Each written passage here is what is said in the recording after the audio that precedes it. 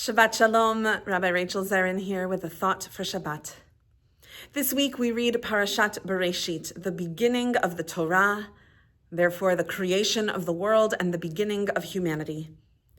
This is a Torah portion that always holds so much meaning, and especially so this year when new beginnings feel so close at hand.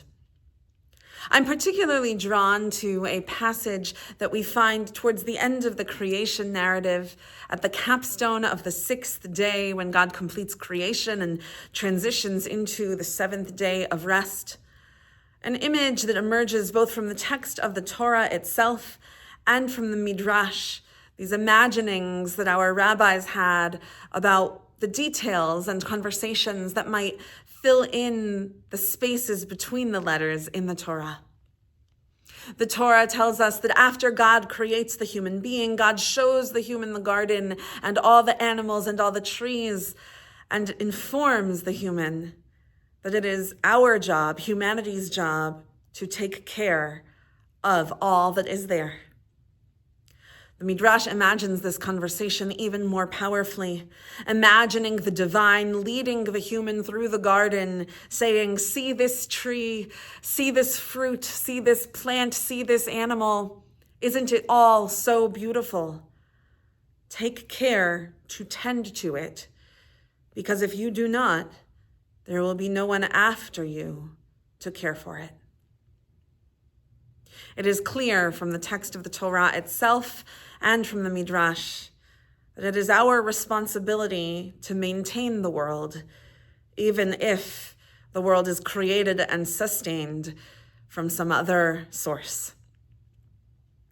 Immediately after this passage in the Torah, we read that God looks down on all of creation and says it is tov me'od, very good. This idea that God looks at what God has created and says it is good is nothing new. After each day of creation, God looks, God sees, God says it is good, and that ends that day. But this is the first time God says that it is tov me'od, very good. And so, of course, our rabbis ask, why very good today and only good on the other days? And of course, there may be many reasons. It is the end of all of creation after all. No more to create, only more to emerge from what has been created. It is now in this moment that this world that God has created is filled with humanity to dwell in it and maintain it. But there's another interpretation that I feel particularly drawn to today, one that comes from Genesis Rabbah, Bereisheet Rabbah, a Midrash collection, in which the rabbis imagine God like a king who builds a palace, or a father who builds a home for his daughter who is about to become married and live on her own. And the king or the father looks at the palace or the house and says, "May it be good now, and may it be good in the future. Tov for this moment, and me'od, that it may be good going onward from this moment into years to come."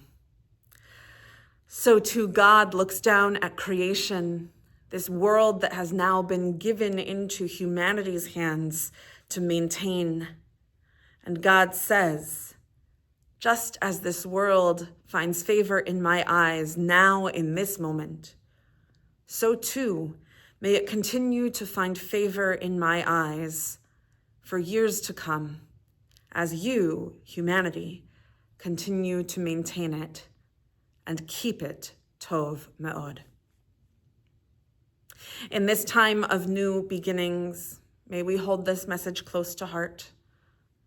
In this time when goodness feels a little closer now than it did a few years ago or even a few weeks ago, may we hope to make real this desire that the rabbis imagined God holding on that first week of creation, that the world not only be good on the sixth day, but that it be tov me'od, good always.